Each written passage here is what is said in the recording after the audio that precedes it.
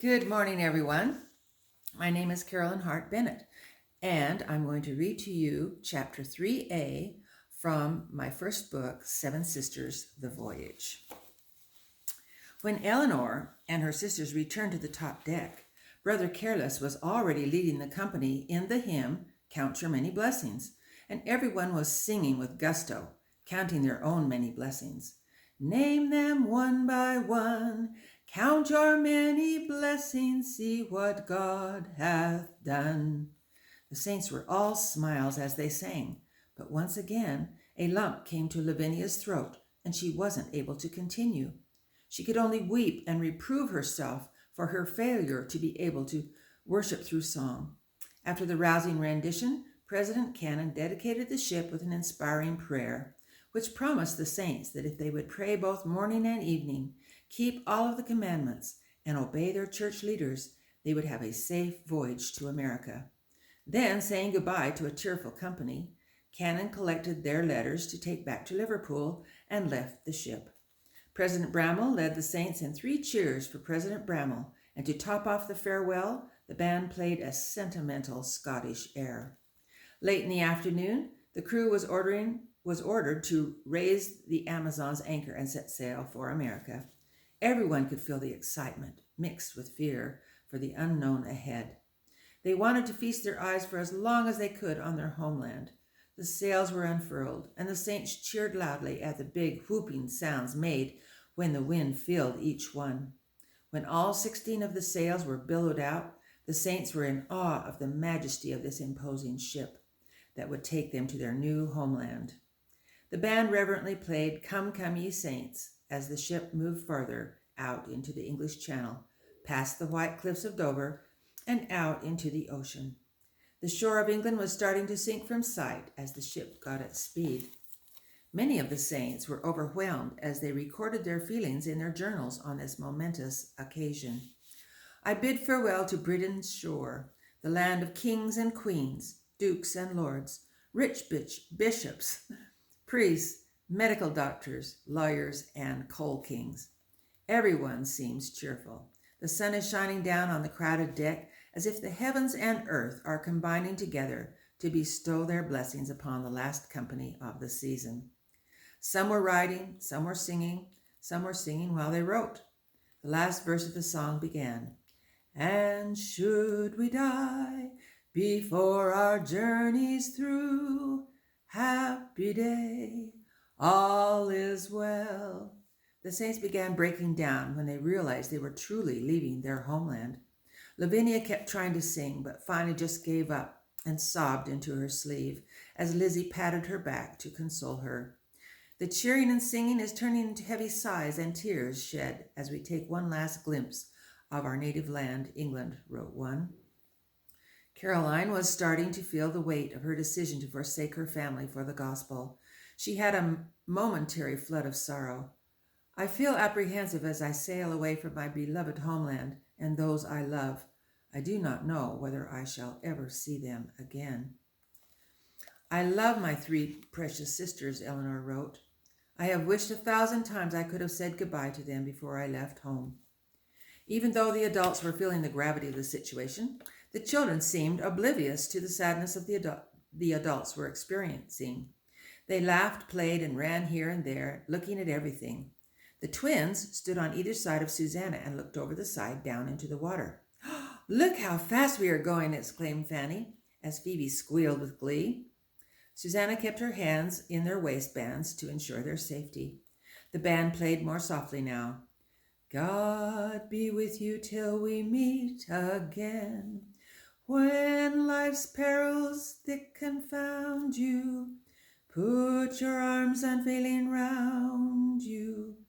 God be with you till we meet again." Now tears were interfering with the musicians along with everyone else. The Amazon's speed increased, and finally the saints could see nothing but water in front of them and only a ribbon of land behind them. The ship lolled from side to side and rolled and pitched forward and back, making it difficult to stand without holding on to something. It was undulating much more than when it was anchored in the roads, and it wasn't long before the expressions of sadness on the faces of the saints were replaced with looks of uneasiness. Then complexions drained and equilibriums became unwieldy. Lavinia wrote, "The heaving of the vessel is beginning to cause a peculiar sensation, as though my stomach is displeased with its present location. I'm starting to seriously feel the effects of an uncertain foundation." President Bramwell could see what was happening and tried to provoke a smile among the saints to take their minds off the sad occasion. He walked to the captain's deck and announced loudly, "I'm starting to see some chop-fallen faces, brothers and sisters. Do I need to tell Captain Hudson to turn the Amazon around and set you all back down in London?" Several tried to smile or chuckle at this, but they all looked as though an artist had painted their faces a pale shade of green. Susanna and the twins were now turned around, leaning their backs on the bulwark. They stood motionless, trying to scrutinize their feelings. Susanna was between the twins, keeping them upright. "Susanna, I'm feeling a bit queer," said Fanny. "My tummy feels like it's churning butter," said Phoebe as her hand touched her stomach. Fanny whined and then lunged forward, retching violently. Susanna caught her by the forehead with her right hand, just in time to support her. Within seconds, Phoebe joined her sister, emptying her stomach on the deck. Susanna had to be quite agile to keep a hold of Fanny as she reached to catch Phoebe. She now held both twins by their foreheads as they started spitting, coughing, and crying. Poor Susanna had to suppress the urge to join them. "Oh my, who's going to hold my head?" she said as she tried to move her sisters quickly to the hatchway, still holding to their foreheads. By now, the twins had increased their crying to caterwauling. As they disappeared down the nearest hatchway, several other saints hung over the bulwark in total misery. "Look at 'em feed the fish," roared Titus. His comrades were unrestrained as they joined him in his ridicule. Soon the rest of the saints made their way, family by family, towards the hatchways. Jabez turned to Huntley and exclaimed, They're disappearing faster than your teeth, matey." Huntley reared his head back and laughed heartily, revealing only 6 teeth on the top with lots of spaces in between. Griswold joined in the fun. "That's one way to clear the deck. At least we won't have to stumble over Mormon nippers for a while." The crew continued to laugh and mock as the saints retreated below. The berths in the 'tween decks filled up fast as mothers and fathers helped their sick and crying children into their beds. The parents were experiencing so much nausea, however, that they could barely tend to their children. This was the first time the saints had been below deck since the Amazon had taken to the ocean, and they were hearing all kinds of new sounds as the ship groaned, creaked, and plowed its way farther and farther out into the ocean. The sound of the waves rushing past the hull raised the noise level below. The easterly wind whistled through the shrouds and rigging, and it sounded like a terrible storm that was sure to destroy the ship. The saints, however, knew there was no storm above. It was dim between decks, with only 6 lanterns swinging from chains that were fastened to the ceiling. Anything that wasn't tied down moved across the floor or rolled around in haphazard confusion. It was a frightful situation for the uninitiated saints. Along with all this dissonance was the crying, whining, moaning, retching, and vomiting of the stricken saints. The nightmarish misery engulfed everyone. Lavinia moaned in despair as she tried to sit up. "Oh, I need a slop pail. Oh, I need a slop pail." Eleanor seemed to be the only sister who could respond to Lavinia's urgent plea as she rolled off the bottom berth onto the deck and crawled to capture a pail that was moving across the floor. As quickly as she could, she caught it, stood up, and staggered back to Lavinia, who grabbed the pail and retched into it 5 seconds later. After a second round of heaving, Lavinia set the pail on the edge of the berth, in case she might need it again. Then she flung herself back down on her mattress. Susanna was sitting on the edge of her berth just below, comforting Phoebe, who was on her lap. Fanny had somehow dropped off to sleep. "Oh, when will my head stop spinning?" Susanna thought.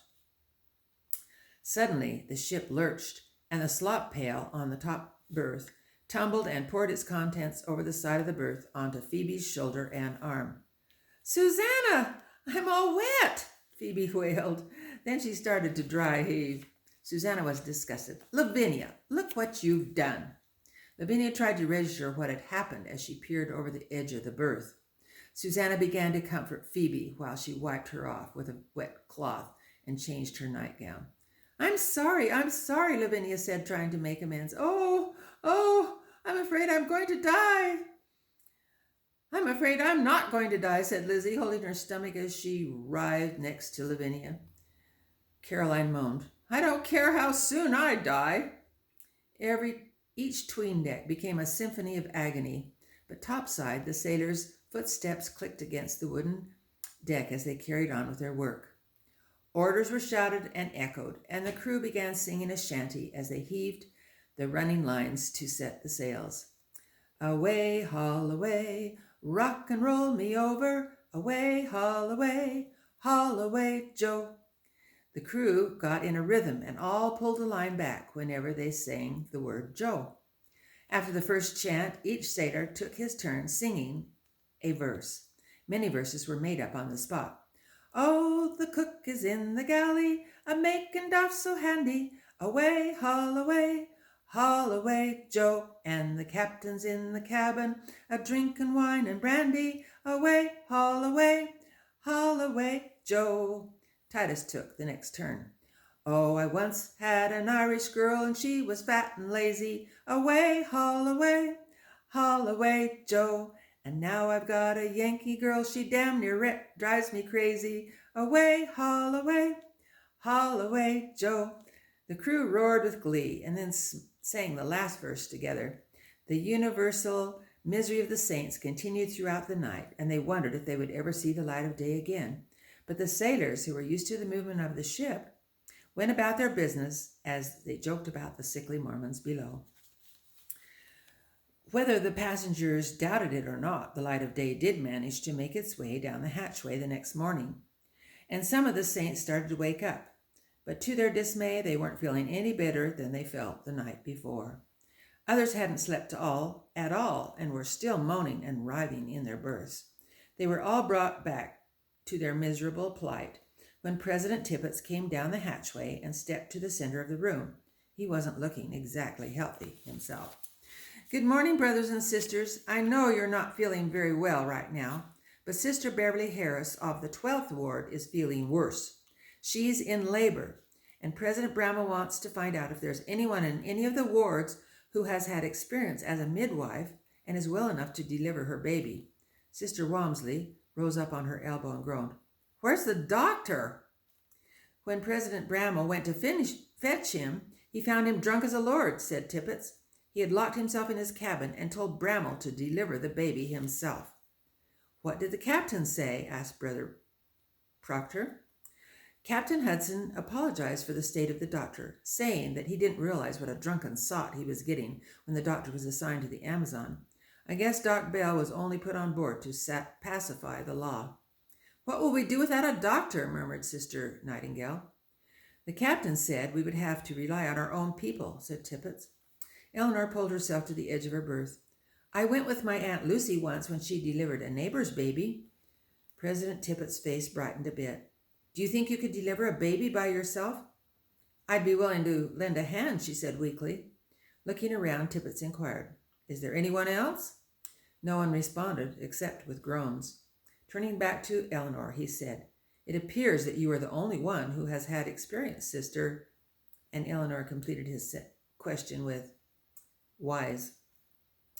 Just then, the weight of what she was volunteering to do struck her, and she questioned just how wise she was to volunteer for this daunting task. I'll need help, she said as she cautiously got off her berth. President Tippets grabbed her arm to steady her. I'll do what you tell me to do, he said. I seem to be the only man in our ward who isn't down flat on his back. As he released her arm, she wavered. Oh, I'm so dizzy. I don't know if I can stand up. Tippets caught her arm again, and together they ascended the hatchway. Breathing the pure ocean air was like taking a burst of fire into their lungs. It was completely welcome after smelling the stench below. They took a few deep, invigorating breaths, then made their way to the cramped room that was the infirmary.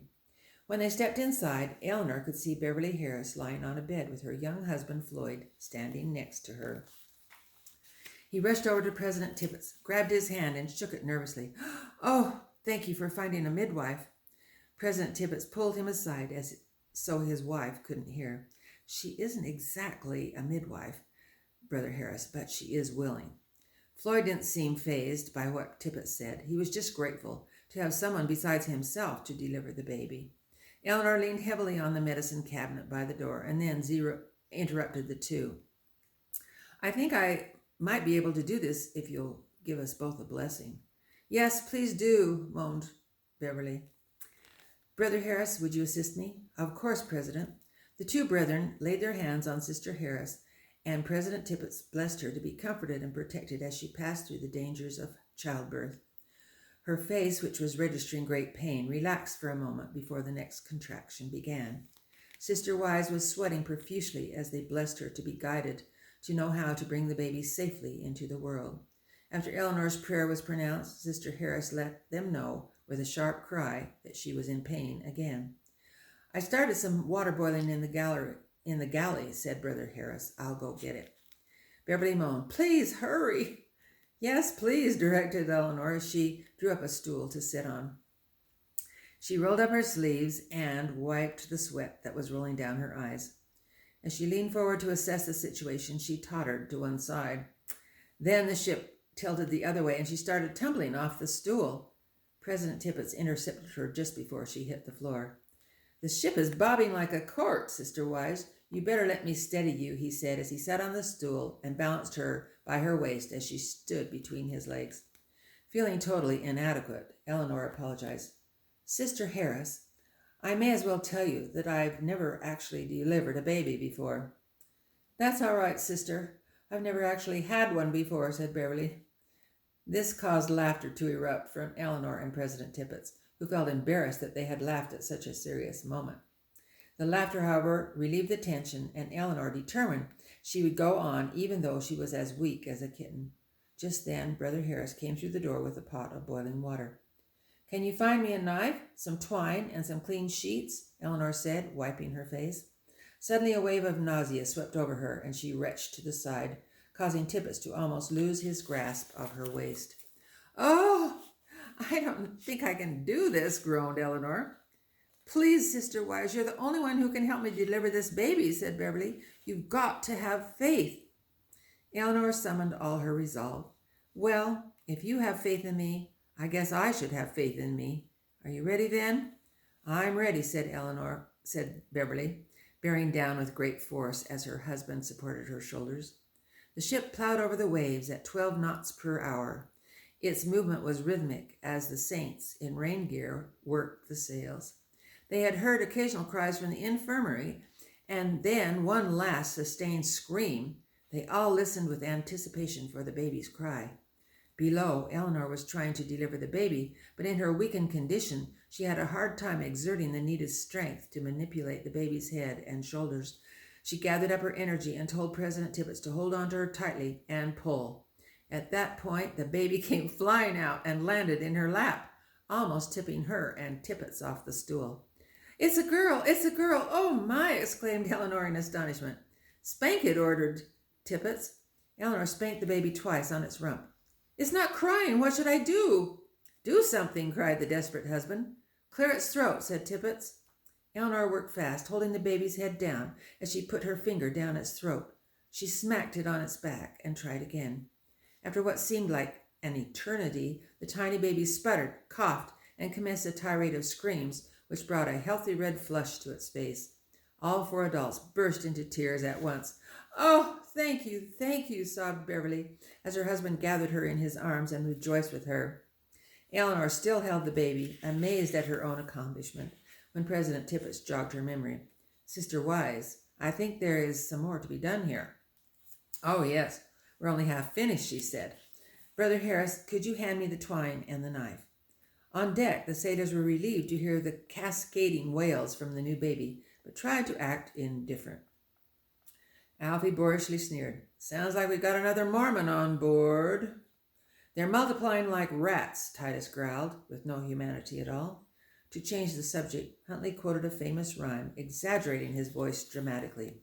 "Born in a storm, cradled on the ocean, Griswold joined in the fun.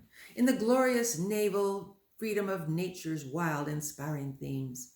Then Jabez decided to put his own mocking interpretation on the rhyme with words he seemed to be making up as he went. Rollicking, frolicking, beating, driving, squalling, gliding, wildly through the dashing waves, the surge, the spray, the calm, nature by sea. They all laughed at his new ending. It looks like the squall won't last, mates, Huntley said, pointing to the east. See way off on the horizon? The sun is beaming through the clouds. The crew all paused to take a look at one of the many rewarding sights that nature provided them, and they loved so well. There were stunning streaks of light fanning down through the billowy clouds, hitting the water in separate tiny gold pools. It was a magnificent sight. After a reflective moment, Jabez chanted, Come all ye young sailors and listen to me. And the rest of the crew joined him. With your way, hey, blow the man down. Then they all returned to their work, singing unrestrained after their break of waiting for the newest Mormon to arrive. In the infirmary, Floyd held the tiny baby in his arms and bounced her as he walked back and forth. He looked lovingly into her little face and exclaimed, Just think, minutes ago you were with Heavenly Father. Beverly smiled sweetly as Floyd placed the baby in her arms. She cooed and clucked and kissed her tiny cheek. I would come a long way to be rocked in so easy a cradle with my precious cargo. Eleanor was totally wrapped up in her joy when she unexpectedly realized that she was feeling better. Her seasickness had subsided for the time, but she was drained physically, and as she made her way back downstairs to her berth, she was jolted to her senses when the horrible smell accosted her from the 'tween deck. She covered her nose with her skirt and, unnoticed by anyone else, crawled into her berth and fell asleep before she could pull up her covers. That's the end of part 3A. Over and out.